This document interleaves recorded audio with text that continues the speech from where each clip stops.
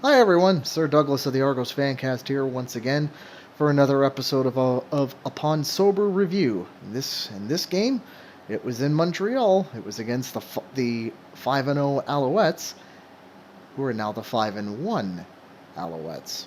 We'll get into that in just a second, but first, something happened just before the game.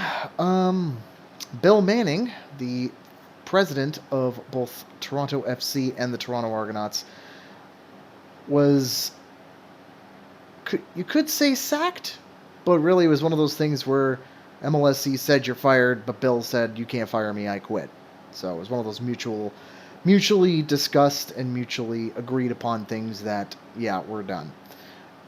So we no longer have a president right now, but as it stands, Michael Clemens, our general manager, reports directly to Keith Pelly. I did have the fortune of meeting Bill Manning once. He seemed like a nice enough guy, but when it came to the Argonauts, it was one of those things where we would have to put his face on a milk carton with a big old missing sign on it. He was not really there for us. I mean, let's put it that. Okay, that's not entirely true. He did bring aboard Pinball as our GM, and he did help get us a Grey Cup in 2022, but realistically, that was about it. There wasn't much else done. So, and let's put it this way: this came off the heels of their hot soccer property getting pantsed by the Canadian Premier League outfit Forge FC, which is really the equivalent to the Hamilton Tiger Cats. So, it's one of those things where it's for me, it's kind of confusing because it's like I want to support Forge, but I don't want to give Hamilton money. But if I support Toronto FC, we know when we know what their fans think of us. So it's like, yeah, what do I do? And I just say, to hell with it. I'm waiting for Kitchener Waterloo to get a team. That's pretty much it. So now let's get into the actual. Now let's get into the actual game. So first off, right off the bat, Janarian Grant opening kickoff. Great return to the midfield stripe there. Unfortunately, didn't really go the drive didn't really go anywhere from there. But it was one of those things where I was watching it and I'm like, this could set the tone for it. Now, at one point, when I was watching it, the TSN feed lost the signal. And it was right when Cody Fajardo got sacked, but didn't know what was going on until the feed came back at that, and it popped up as a flag on the field, and it was a roughing the passer call, and it was on Robert Priester. It was a roughing the passer. There's no doubt about it. You can't go for that. Remember, you can only hit a quarterback in pretty much from below the neck to above the waist now. So there's no doubt about it in my mind. That was a roughing the passer. First score of the game came from Montreal, and it was a missed field goal. Went through the end zone, and it was an early 1-0 Canadien lead. 1-0 Alouette lead. Let's face it, the first quarter was kind of a bore, but Cameron Dukes also he was warming up a little bit. He had a great pass to Richie Sindani, who got a nice 25-yard play. It was one of those cross body sidearms to him. Personally, I really don't like those passes because there's just too much for error to go on. But hey, if it works, great. Didn't work for Chad in the East Final, but it worked great for Cameron here. Toronto then ended up taking a 3-1 lead off the boot of Liram Hiralahu. He hit the field goal. At the end of the quarter, I'm thinking to myself, wait a minute, I'm not watching Argos and Alouettes. I'm watching Leafs and Habs here. But that was that. But right at the closing whistle of the quarter, Cody Fajardo suffered a hamstring injury. It wasn't really a hit. It was just he took a shove, but he took a bad step. Ended up going to the locker room and changed out of his gear, and that was the end of him for the night. So for 3 quarters, we had Caleb Evans as quarterback of the Montreal Alouettes. Montreal then scored again on a rouge, It was that ended up being a penalty, but it was for no yards, and they declined it, so the single point stood. I guess, well, take the points when you can. The Habs get within one with a Cole Caulfield goal. Well, no, I'm getting my sports mixed up again. You know what? Maybe I should just go get my Leaf jersey out of the closet as opposed to wearing my Argo one. Anyway, Toronto then got a really good break here. He opened up the lead a little bit, and this is what kind of started turning it from a hockey game to a football game as Wynton McManus, pick 6. It was, to me, it looked like it was the easiest one he's ever going to get in his life. Because he just it was right when Evans threw it, he just snatched it, just pranced into the end zone. It was a thing of beauty. I personally think he was kind of ball hawking a little bit, but I mean, no problem there. Wynton McManus, way to go, bud. Good job. Next, but also I think once that happened, when you saw the reaction on the sideline, I think Jason Moss went and threw a Gatorade table. Next Montreal's scoring drive, Caleb Evans found Charleston Rambo on an engage 8 blitz that the Argos tried, and on the blitz, Amari Dennis knew he was beat. Easy catch for Rambo, touchdown Montreal. Back within 1 point. It was a 10-9 lead. Deonta McMahon also had a great return in this sequence. Another one. Like, Janarian Grant was really good this game. So was Deonta McMahon on the special teams. Special teams was actually on fire in this game. This was actually a really good one. Toronto then expanded the lead once again, back up to 17-9. Cameron Dukes dodged a tackle, rolled out, and found DeMonte Coxey in the end zone for a nice touchdown play. Then after the extra point, normally mild-mannered Liram Hajrullahu took umbrage with something that Dylan Wynn did and started a little bit of a scuffle. I don't know what was said, but all I know is that there was things were said, things were grabbed, and somehow Liram got the instigator penalty, so that goes back. It gets tacked on the kickoff. Montreal then once again closed the gap again. Walter Fletcher had a very big run to inside the 5-yard line, and then Caleb Evans, easy as you like, found Tyson Philpott for the touchdown. 2-point conversion, should have been 2 points. Fervius had that ball. He totally had it and dropped it. So 17-15 Toronto at that point.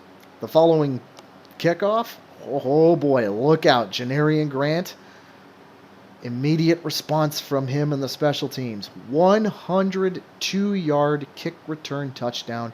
He went all the way untouched. Absolutely gorgeous coverage by the special teams there. 24-15 lead for Toronto. So at this point, halftime, I'm at work, just kind of following along, and I'm like, please hold it, please hold it, please hold it, please hold it. So Dukes looked like he's starting to regain confidence a little bit and starting in the second half. Unfortunately, there was one thing where good old Dan Adeboboye, it was one of those things where it's one of those WTF plays. Cameron Dukes tried to hand it off to him. He bobbled it. It was a bad handoff. Darnell Sankey hops right on top of it. Montreal ball. Luckily, they didn't do much with it. Back to the punt, and Janarian Grant once again hyper impressive day from him. He got so much yardage on the returns. It was ridiculous. And with that particular return, it led to a Liram Hajrullahu field goal, 27-15. Next Montreal possession, it was their kicker. It wasn't David Cote. It was their global player, Maltos. He hit a 50-yarder. Good for him. 27-18 at the end of 3, and then going into the fourth. One thing I've noticed about the Argos this year is that when they get into the fourth quarter, if they've got the lead, they turn up the field position game. They turn it up, and it turns up strongly in the fourth quarter. one thing I know, one good thing is that when the Argos had the ball once, uh, they obviously noticed that Tyrese Beverett always been cheating up on them. He did what no one on this no one bought on last year. He got nailed on a hard count. It led to and that actually led to Deontay McMahon shook off Darnell Sankey, rumbled into the end zone, 34-18 lead. Then something that I didn't think was going to happen, Benji Franklin. He actually improved quite a bit, and this one he really did, because he actually intercepted a pass. Ran it back to the Montreal 22-yard line. Fortunate, and one really funny thing was he went over to Montreal's celebration camp, and there was one kid flipping him the double deuces. It was hilarious. I'm like, yeah, I'm look at that kid. I'm like, yeah, I've been there before. If you know me in the end zone, you know I don't like it when they come into my area. But well, I just thought it made me laugh. The Argos, of course, laugh because they have the lead. That running game, they just devoured all the time in the world in the fourth quarter, giving Montreal no chance. Marshall Ferguson in the broadcast, he actually mentioned that there was some fireworks going on near the stadium. Turns out that wasn't fireworks; that was protesting. Those were probably tear gas grenades and flashbangs going off, so it wasn't exactly fireworks. Ooh, yikes.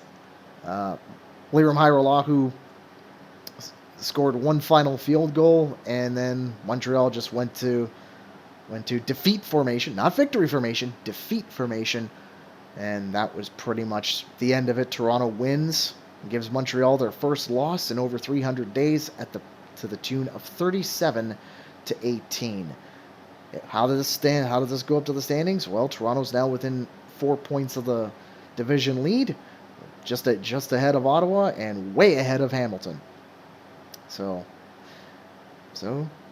yeah, it was a good game. It was a fantastic game. I'm really proud of the boys on this one. Totally dominant on the ground this game. Cameron Dukes didn't really do a lot because, well, when you have our Cerberus backs of Kadeem Carey, Dan Adeboboye, and Deontay McMahon, they just ran roughshod on the Montreal defense. They did clean up the penalties quite a bit too. For the most part, it was just all 10-yarders. Thankfully, this time around, no real problems there. So they've cleaned up the penalties from the last game. They still could clean it up just a tiny bit more, but I was pleased with the discipline. And what can I say? Special teams, just wow. They cleaned Montreal's clock, because the Argos got great field position on punts and kickoffs. What can I say? There wasn't much else other than that. We're more than halfway now through the Chad Kelly suspension. He's 5 games in. Argos are 3-2.